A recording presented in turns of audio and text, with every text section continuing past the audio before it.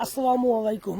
গত পর্বে আমি একটি ভিডিও দিয়েছিলাম, আপনারা অনেক মন্তব্য করছেন। কেউ বলছেন গ্রেনেড, কেউ বলছেন এইটা ওইটা। গ্রেনেড কখনোই অস্ত্রের সাথে যুক্ত হবে না, ঠিক আছে?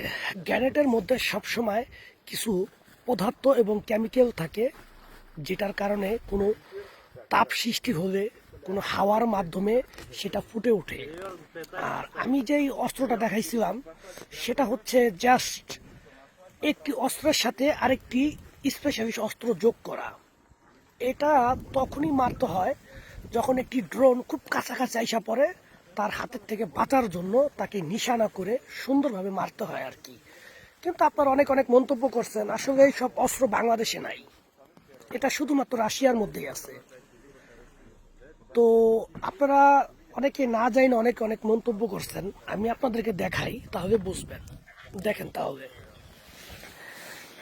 এই যে দেখেন, এটা কি গ্রেনেড? পরেন, সমস্যা নেই। দেখছেন, এটা বুলেট, এটা হচ্ছে বুলেট। এই দেখেন, যখনই ওই বুলেট থেকে এখানে আঘাত করে, এটার মাধ্যমে, কম্পনের মাধ্যমে এই যে বুলেটটা বের হয়ে আসে এবং এটা শত্রুর যে কোনো দিকে নিশানা করে মারবেন, সেখানে গিয়ে পড়বে। তো এটাকে আপনারা কিভাবে গ্রেনেড বলেন? গ্রেনেডটি কখনো এইভাবে ছড়া দিয়ে থাকবে?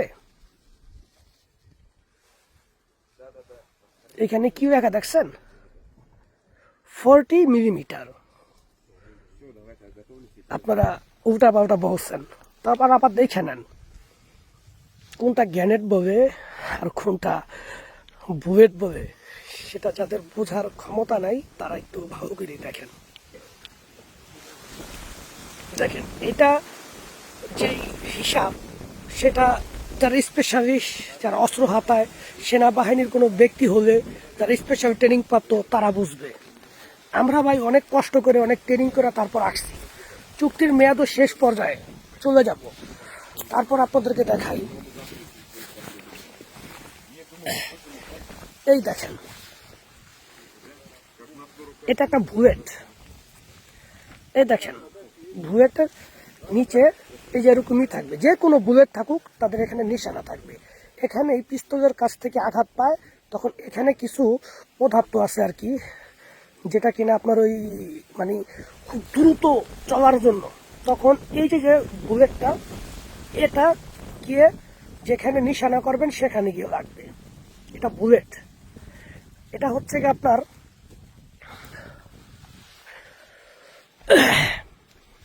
আরেকটা দেখাইতেছে আপনাকে, এটা হচ্ছে মোটর গানের বুলেট। হ্যাঁ, মোটর গানের বুলেট। এটা হচ্ছে আপনার AK-47। তারপরে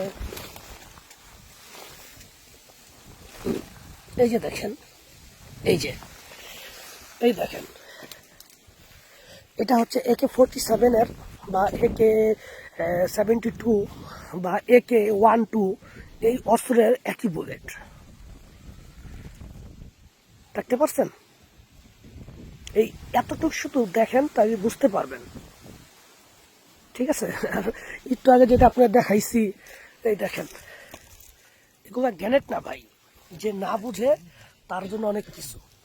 এটা আমরা একটা করে লগে রাখি, এক পিস করে লগে রাখি, ওই অস্ত্রের সাথে ঢুকায় রাখি।